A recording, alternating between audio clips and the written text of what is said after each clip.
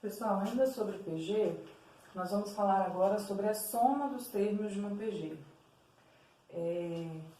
A soma serve quando nós precisamos determinar alguma situação em que só o termo, descobrir o termo da PG não nos basta, né? Nós precisamos descobrir qual é o total, juntando todos os termos de uma PG.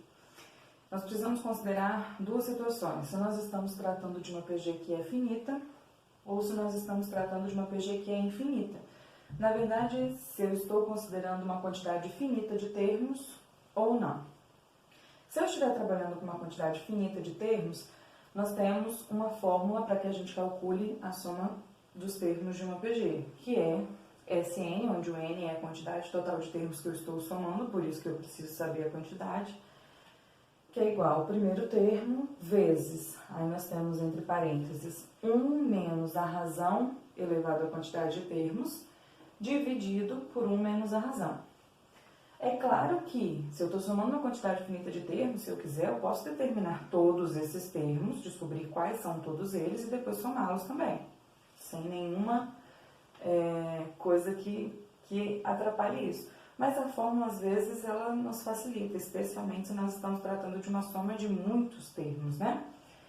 Se nós estamos trabalhando com uma PG que é infinita, ou seja, nós estamos considerando uma quantidade infinita de termos, nós vamos usar a soma S, que nós não temos Sn, porque nós não sabemos a quantidade de termos que estamos somando, é igual ao primeiro termo dividido por 1 menos a razão.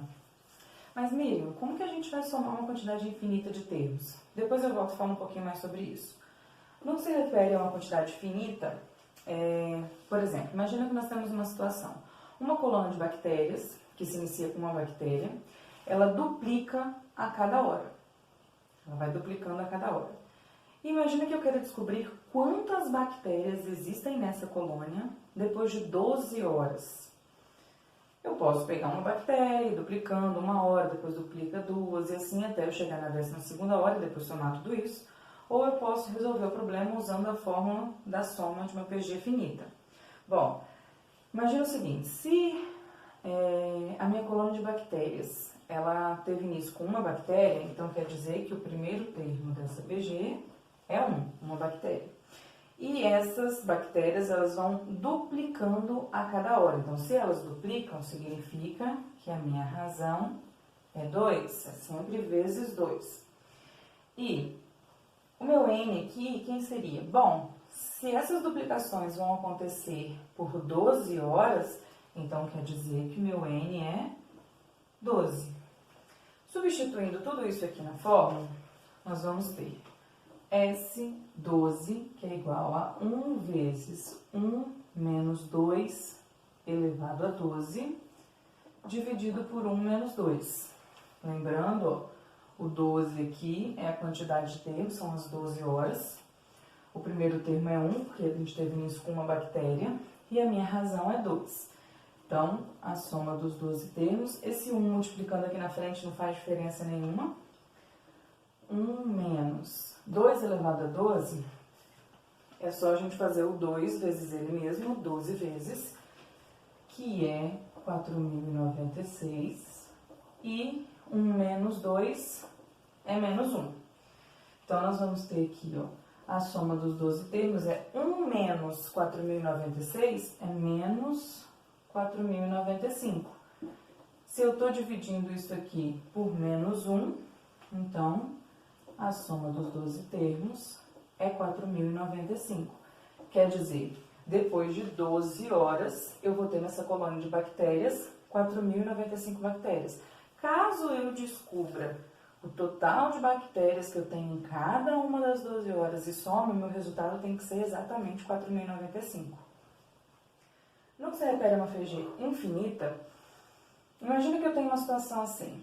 Em um determinado espaço, começou a chover e eu tenho uma goteira no teto.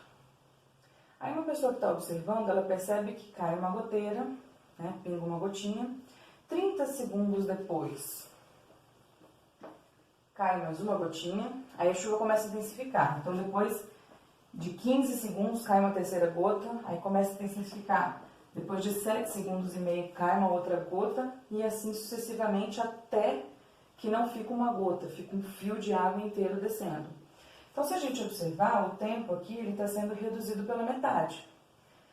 E, imaginando a situação, já que eu quero onde ela vai cair um fio completo de água, um fio inteiro de água, a gente vai chegar, a tendência aqui é chegar no zero, é tender a zero, porque aí a gente não vai ter intervalo de tempo nenhum entre as goteiras. Então, imagina assim, a minha PG aqui é composta pelas marcações dos tempos, dos intervalos de tempo. O meu primeiro termo aqui é o 30, então A1 é 30. E como eu não preciso da quantidade de termos, até porque eu não sei quantos são, eu preciso da razão.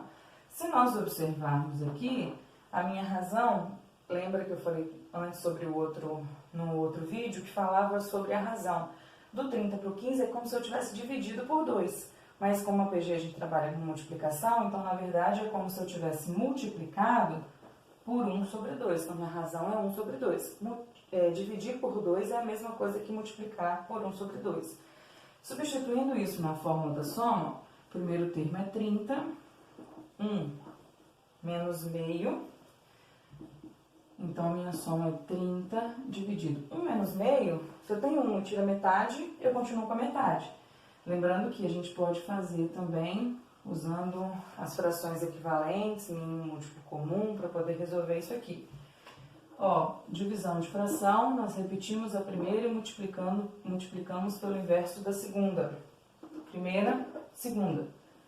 Então, aqui nós temos 60, quer dizer, demoraria cerca de 60 segundos, lembrando que aqui o tempo está em segundos, até que essas goteiras não sejam mais goteiras, virem um fio de água. Então, teoricamente, como que a gente soma alguma coisa que a gente não sabe a quantidade, que eu não sei qual é o final? É só a gente pensar na situação de que isso aqui vai tender a zero, o tempo é tender a zero. Em outras situações que eu vou mostrar um outro exemplo. Por exemplo, imagina que, vou apagar tudo aqui agora, e vou dar um outro exemplo, onde a gente pode usar a soma de PG infinita. Bom, todo mundo já viu sobre PG infinita, desculpa. Todo mundo já viu sobre dízima periódica. Imagina que eu tenho uma dízima periódica 0,2. Lembrando que o tracinho indica que o 2 se repete infinitamente. Vamos analisar essa dízima periódica aqui racionalmente. Então, aqui eu tenho 0,2, 2, 2, 2, não importa quantas vezes eu repita, porque são infinitos.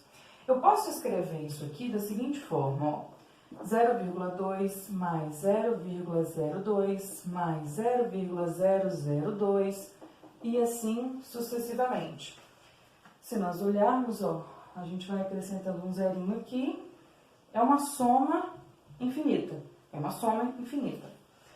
Ainda, eu posso escrever da seguinte forma, 0,2 é 2 sobre 10, 0,02 é 2 sobre 100, 0,002 é 2 sobre 1000 e assim continua. Eu ainda posso escrever isso aqui de uma forma melhor usando potências.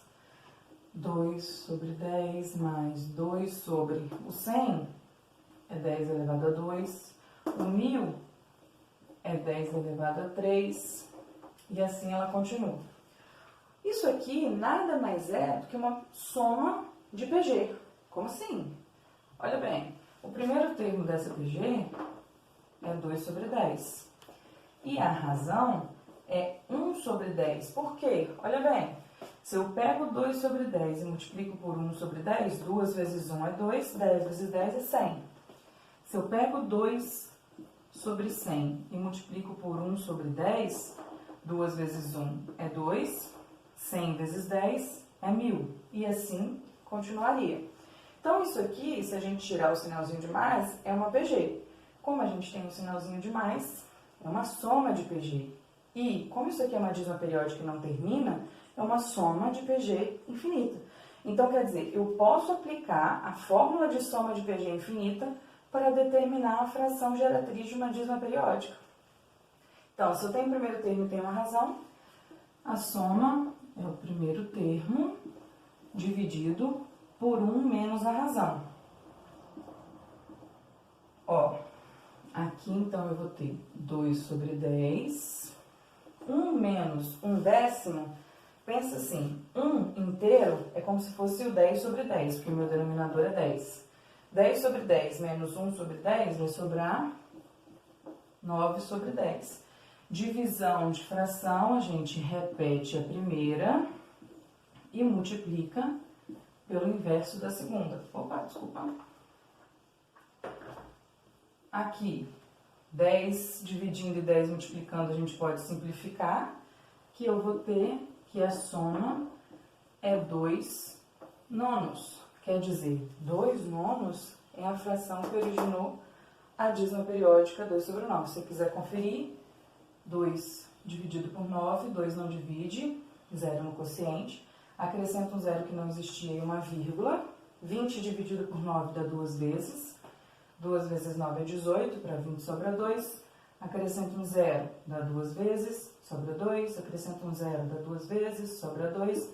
E assim ela vai continuar infinitamente. Então, quer dizer, eu posso aplicar a fórmula da soma de uma PG infinita para determinar a fração geratriz de uma dízima periódica.